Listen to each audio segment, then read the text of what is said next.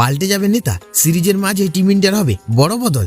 বন্ধুরা, দ্বিতীয় টি-20 ম্যাচ জিতে জিম্বাবুয়ের বিরুদ্ধে টি-20 সিরিজের সমতায় ফিরেছে টিম ইন্ডিয়া। তবে তৃতীয় টি-20 ম্যাচের আগে ভারতীয় দলে হবে কি বড় বদল? বন্ধুরা, আপনারা যদি দেখতে চান তাহলে ভিডিওটি লাস্ট অবধি দেখতে হবে, চ্যানেলটি সাবস্ক্রাইব করতে হবে, লাইক দিতে হবে এবং নোটিফিকেশন বেল আইকন দাবাতে হবে।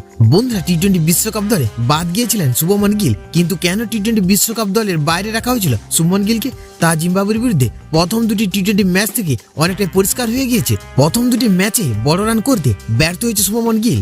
বন্ধুরা, প্রথম ম্যাচে 29 বলে মাত্র 31 রান করেন গিল, দ্বিতীয় টি-20 ম্যাচে মাত্র 2 রান করেন তিনি। বন্ধুরা, এরপরে ফ্যান ও নেটিজেনদের সমালোচনা ও ট্রোলদের শিকার হতে হচ্ছে শুভমন গিলকে। উঠেছে অধিনায়কত্ব থেকে সরিয়ে দেওয়ার দাবি। বন্ধুরা, ওডিআই ক্রিকেটে গিল সফল এলো, গত আইপিএল টি-20 ক্রিকেটে গিলের পারফরমেন্স খুব একটা আহামরি নয়। 16টি টি-20তে করেছেন মাত্র 368 রান, গড় মাত্র 28.53। ফ্যানেদের মতে সেই কারণে বাদ পড়েছিলেন টি-20 বিশ্বকাপে। বন্ধুরা, নেটিজেনদের মতে শুভমন গিলকে অধিনায়কত্ব থেকে সরিয়ে ঋতুরাজ গায়কোয়াড়কে নেতৃত্বের দায়িত্ব দেওয়া হোক।